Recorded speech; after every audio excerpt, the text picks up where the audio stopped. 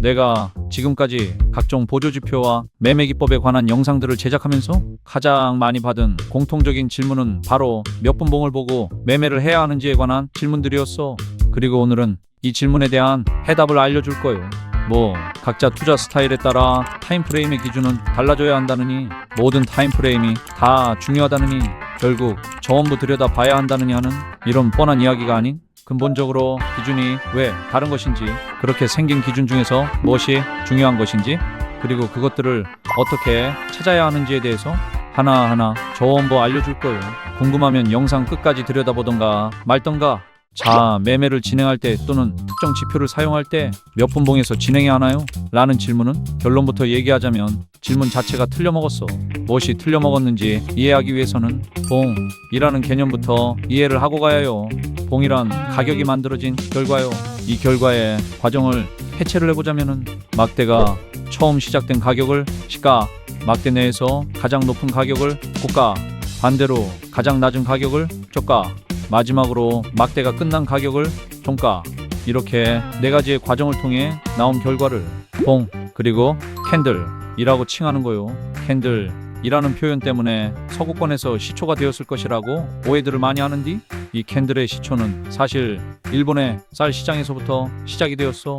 18세기 일본 내에서는 쌀이 단순한 곡식이 아닌 화폐의 역할을 하고 있었는데, 상인들이 하루 동안 오고 간 거래에서 쌀의 가치를 기록하기 위해서 만든 개념이요. 왜 기록을 해야 했느냐? 당시 농업은 현대 사회처럼 어떠한 인위적인 기술이 없었기 때문에 홍수와 가뭄 같은 기후적 요인에 막대한 영향을 받게 되는 상황이었고, 전쟁이나 쌀을 많이 보유한 영주들의 패권 다툼 등으로 인해 하루 중에서도 마치 현대 사회에서의 암호화폐처럼 쌀의 가격이 요동치고는 했어. 그럼에도 불구하고 쌀을 화폐로 사용해야 됐던 시장의 상인들은 쌀의 가치가 변하는 과정을 기록하기 시작한 거요. 오늘 장사를 시작할 때 쌀의 시작 가격을 표시했고, 위아래로 이후에 거래된 쌀의 가격을 적어나갔어.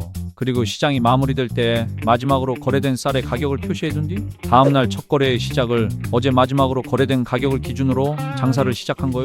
그런데 이때 모든 가격을 다 적어두면 가시성이 떨어지니, 가장 비싸게 팔렸던 가격과 가장 싸게 팔렸던 가격, 그리고 시작 가격과 끝날 때의 가격을 하나의 막대기로 표시를 했고, 막대 봉자를 사용해서 봉이라고 부른 거예요. 이것이 추후에 서구권으로 넘어가 뉴욕 증권시장에서도 통용되며 생긴 모양이 촛대 같이 생겼다고 하여 캔들, 여기에 기존의 막대라는 의미를 더해서 캔들스틱이라는 이름으로 사용되고 있는 것이다, 이 말이지. 그런데 난데없이 웬 역사 교육이냐 라고 생각할 수도 있지만, 이 역사 교육의 유래 속에는 우리가 오늘 이해하려는 어떤 타임프레임을 활용해야 하는지에 대한 본질이 담겨 있어. 당시 일본의 상인들은 시간은 가로축으로 흘러가고 가격은 그 시간축 위에 세로축으로 쌓인다는 개념을 처음 제시한 거요. 처음 제시했을 당시에는 설명했다시피 하루를 기준으로 봉을 계산했지만, 시간이 점차 지나가면서 이 하루를 쪼개기 시작한 것이고, 그렇게 만들어진 것이 지금의 1시간 봉, 15분 봉, 5분 봉으로 트레이딩 시장에서의 타임프레임 개념으로 자리 잡게 된 건디, 이걸 역순으로 얘기하면 5분 봉이 3개가 쌓이면 15분 봉이 되고, 15분 봉이 4개가 쌓이면 1시간 봉이 되는 것이지. 그리고 1시간 봉이 24개가 쌓이게 되면 1봉이 만들어지게 되는데, 여기서 중요한 건 뭐요? 쌓인다 라는 개념이요. 쉽게 설명해서 쌓고 쌓다 보면 그 무게는 어떻게 될까? 점점 무거워질 것 아니요? 반대로 덜 쌓여 있다면 비교적 가벼운 상태라고 볼 수 있겠지? 한 장의 종이는 약한 바람에도 날아가지만, 종이가 쌓이다 보면 어지간한 바람에는 버틸 수 있게 되잖요. 캔들도 똑같아. 쌓이고 쌓인 캔들일수록 무게가 무거워지기 때문에 신뢰도가 더욱 높아지는 것이고, 그렇지 않은 캔들일수록 무게가 가볍기 때문에 신뢰도는 비교적 낮은 상태라고 보는 거요. 그렇기 때문에 1000개의 1분봉이 결코 1봉 1개보다 무거울 수 없다. 정리하자면 높은 단위의 타임프레임으로 갈수록 형성된 차트의 신뢰도는 점차 높아진다 라고 정리할 수가 있어. 그럼 이쯤에서 많은 분들이 해주신 질문에 대한 힌트를 드려보자면은, 차트 패턴을 활용한 매매기법이든지 보조지표를 사용한 매매기법이든지 간에 그것들은 결국 모두 봉으로 형성된 차트를 분석하는 작업이기 때문에, 높은 타임프레임에서 차트를 분석할수록 그 분석에 대한 신뢰도는 점차 높아진다고 해석할 수 있다 라는 힌트를 얻을 수가 있는 거요. 그럼 딱 여기까지 들었을 때 의문을 가지는 사람이 있을 거요. 아니, 네 말대로라면 질문에 대한 정답은 높은 타임프레임의 차트만 보고서 매매를 진행하면 되는 거 아니냐? 아쉽지만 반은 맞고 반은 틀렸어. 아니 도대체가 뭐가 틀렸다는 거냐? 높은 타임프레임일수록 더 신뢰도가 높다고 네가 방금 말하지 않았냐? 라고 생각할 수 있지만 내가 차근차근 뭐가 틀렸다는 건지 지금까지 배운 개념들을 토대로 설명을 해줄게.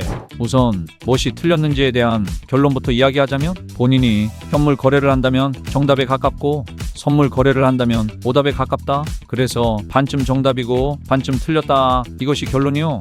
현물 거래는 내가 실제 자산을 보유하는 것이고 시간은 내 편이고 가격이 흔들려도 버틸 수가 있어. 그래서 현물은 자연스럽게 길게 가져갈수록 유리하기 때문에 일봉, 주봉, 월봉 같은 장기 프레임을 통해 차트를 분석하고 매매를 진행했을 때 훨씬 유리한 것인데, 반면에 선물 거래는 레버리지가 있고 시간은 비용이고 오래 버티면 버틸수록 청산을 당할 수 있는 리스크가 있어. 그렇기 때문에 1분봉, 5분봉, 15분봉 같은 작은 타임 프레임을 통해 차트를 해석하고 매매를 진행해야지 훨씬 유리한 거요. 그럼 다시 질문으로 돌아와서 정답을 정리해봐야겠지? 자신이 현물 거래를 할 것이라면 최소 1시간봉에서 일봉과 주봉 등을 활용해서 장기 트레이딩을 진행한다면 보다 유리한 접근이 가능할 테고, 자신이 선물 거래를 할 것이라면 최소 1분봉부터 5분봉 그리고 15분봉 등을 활용해서 단타 트레이딩, 즉 스캘핑을 진행한다면 보다 유리한 접근이 가능할 거요. 그러니까 몇 분봉으로 진행해야 하나요? 이전에 내가 어떤 거래를 하려 하는지 가 먼저 선행됐어야 하기 때문에 내가 영상 도입부에서 질문 자체가 틀려먹었다고 이야기한 거요. 그럼 질문에 대한 답은 어느 정도 해결이 되었지? 그런데 여기서 아직 트레이딩에 미숙한 비교적 초보 트레이더분들은 이런 의문이 생길 수가 있는데, 신뢰도가 두터운 장기 타임프레임을 활용하여 분석하고 청산이라는 리스크도 없이 시간도 여유 있고 떨어져도 버티는 것이 가능한 현물을 두고 왜 선물 거래를 하는 거지? 라는 의문이 생길 수가 있어. 감히 얘기하겠는데 이런 의문을 가지는 것 그 자체만으로도 그렇지 않은 사람들보다 경제적 자유를 향해서 한 발 앞서 있다고 볼 수가 있어. 지금부터는 리스크가 있음에도 불구하고 선물 거래 그리고 단타, 스캘핑 거래를 하는 이유에 대해서 설명해준 이후에, 스캘핑을 한다면 어떤 전략들이 용이한지, 반대로 스윙 트레이딩을 한다면 어떤 전략들이 용이한지에 대해서 설명해 볼 거예요. 혹시라도 구독과 좋아요, 알림 설정을 안 눌러두셨다면 지금 누르고 마저 시청하면은 딱 좋겠지? 트레이딩계에 살아있는 전설 워렌 버핏은 말했어. 10년 이상 보유할 것이 아니라면 그 주식을 단 10분도 보유하지 말아라. 워렌 버핏은 가장 유명하고 성공한 대표적인 장기 투자 트레이더이지, 반면에 트레이더들의 스승이라고 불리는 윌리엄 오닐, 개인 보유 자산이 10조가 넘는 월스트리트의 전설적인 트레이더 폴 튜더 존스, 이들이 공통적으로 가장 존경하는 트레이더로 꼽은 트레이딩계의 역사 그 자체인 제시 리버모어. 제시 리버모어는 일체결당 하나의 캔들을 구성하는 틱 단위의 매매를 통해 데이 트레이딩으로 매매를 시작했고, 1900년대 초 당시 트레이딩으로 자수성가 천억 부자가 된 전설 중의 전설이지. 자, 그럼 질문, 이 둘 중에 누가 맞고 누가 틀렸을까요? 이건 뭐 전제 자체가 너무 터무니없는 전제이지, 이건 맞고 틀리고의 영역이 결코 아니라 내가 현재 어떠한 상황에 놓여져 있는지에 따라서 다른 거요. 자신이 시드를 불려내야 하는 상황인지 혹은 안정적으로 자산을 구축해야 하는지를 확실히 인지하고 그에 맞게 선물 거래와 현물 거래의 비중을 조절해서 병행을 해야 한다는 거요.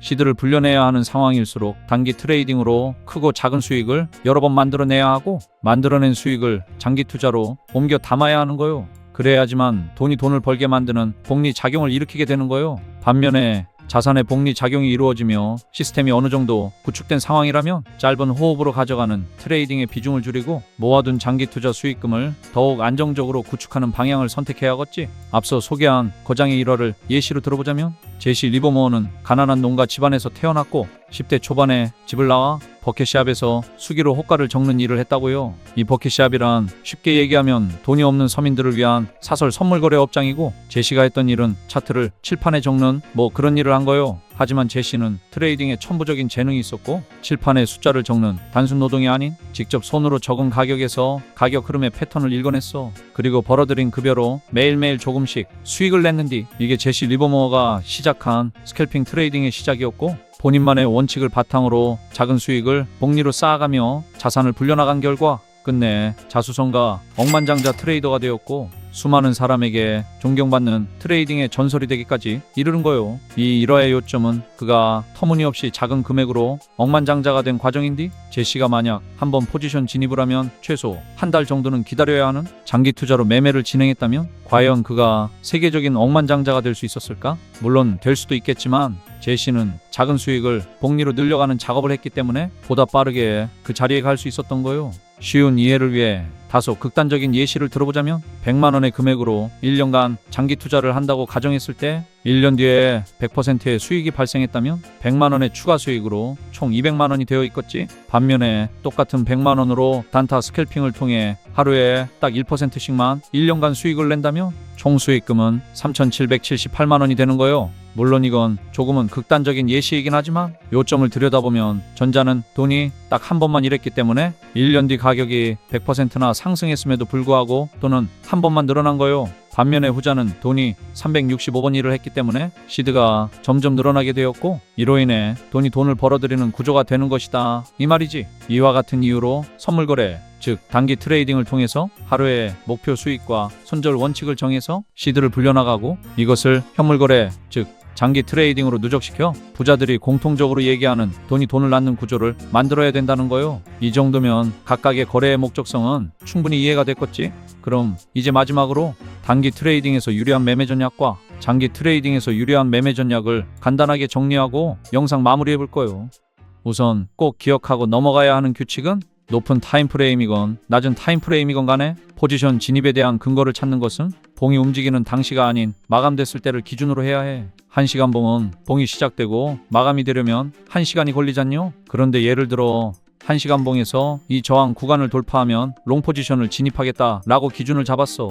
근데 바로 다음 캔들이 시작되자마자 저항 구간을 돌파를 한 거요. 그러고 10분, 20분이 지나도 계속 저항 구간 위쪽에 있는 상황에서 5분봉 차트를 들여다보니 이미 돌파를 확정 지은 것으로 보여서 조금이라도 더 싸게 사고 싶은 마음에 봉이 마감도 안 됐는데 진입해서는 안 된다는 거요. 이것은 무슨 일이 있어도 깨면 안 되는 그냥 원칙이라고 생각해. 그럼 이 원칙을 기억한 상태로 낮은 타임프레임에 대해 먼저 설명해보자면, LTF라고 칭하는 낮은 타임프레임의 특징은 시장의 반응이 빠르고 감정과 체결이 즉각적으로 드러나는 것이 특징이요. 그래서 스캘핑 매매를 할 때에는 차트 전체에 대한 분석도 물론 중요하지만 캔들 자체의 패턴을 분석하는 것이 좀 더 유리하게 작용할 수 있어. 방금 얘기했듯이 1시간 봉은 캔들이 마감되는 것을 1시간이나 기다려야 하지만 낮은 타임프레임에서는 캔들의 시작과 마감을 빠르게 확인할 수 있고 그 과정 또한 지켜볼 수가 있기 때문에 캔들 한 개 혹은 두세 개의 패턴을 분석하는 것이 유리하게 작용될 수가 있어. 그럼 반대로 낮은 타임프레임에서 사용하게 되면 불리하게 작용되는 매매 전략은 뭐가 있을까? 평균회귀의 법칙에 근거해서 매매를 진행하는 전략들이요. 평균회귀의 법칙은 결국 평균치로 돌아올 시간이 필요한데 단타 매매에서는 평균치로 돌아오는 것을 기다릴 시간이 부족하기 때문이요. 대표적인 지표로는 볼린저 밴드가 있겠지? 자, 그럼 HTF라고 칭하는 장기 타임프레임의 특징은 뭘까? 시장의 반응은 느리지만 신뢰도가 높기 때문에 내가 확립하는 근거들의 타당성을 확실하게 확인할 수 있는 것이 특징이겠지. 그래서 장기 트레이딩을 할 때에는 특정 보조지표를 활용한 매매법도 좋지만 차트 전체의 구조를 파악하는 구조적인 매매 전략들, 예를 들어 차트 패턴과 박스권 매매법, 추세선과 평행 채널 매매법, 최근 해외에서 유행하는 ICT 이론을 활용한 매매 전략 등 차트에 그려진 가격 행동을 분석하는 매매 전략들이 장기 타임 프레임에서 유리하게 작용될 수가 있어. 그리고 직전에 말했다시피 장기 투자에서는 시간적인 여유가 충분하기 때문에 평균회귀의 법칙에 근거한 볼린저 밴드 같은 지표를 사용하면 보다 유리하게 트레이딩을 할 수 있게 되는 것이다 이 말이지. 자, 그럼 여기까지 타임프레임의 역사와 개념부터 시작해서 타임프레임을 구분하는 원리, 그리고 타임프레임을 어떻게 활용해야 하는지와 각 타임프레임에 유리하게 작용되는 매매법들에 대한 정리까지 모두 끝이 났어. 오늘 배운 내용을 토대로 각자 본인의 상황에 맞게 적용들 해보시고 마지막에 소개한 각종 매매 기법들은 영상에서 전부 설명하기에는 양이 너무 많으니 트레이딩 기초 지식부터 트레이딩 전문가들의 심화 트레이딩까지 전자책으로 1주차부터 10주차 과정까지 전부 정리해두었어. 구독자분들에게는 전부 무료로 공유해드리고 있으니 필요하신 분들은 말씀해주셔라 이 말이요. 오늘 영상 내용이 도움이 되셨다면 영상 좋아요 한 번씩 눌러들 주시고 알림 설정 눌러두시면 매주 업로드되는 영상들을 빠르게 확인이 가능하니 아직 안 누르신 분들은 한 번씩 눌러주기를 간곡히 부탁드리는 바요. 그럼 오늘도 긴 영상 시청해 주셔서 감사하다 이 말이요.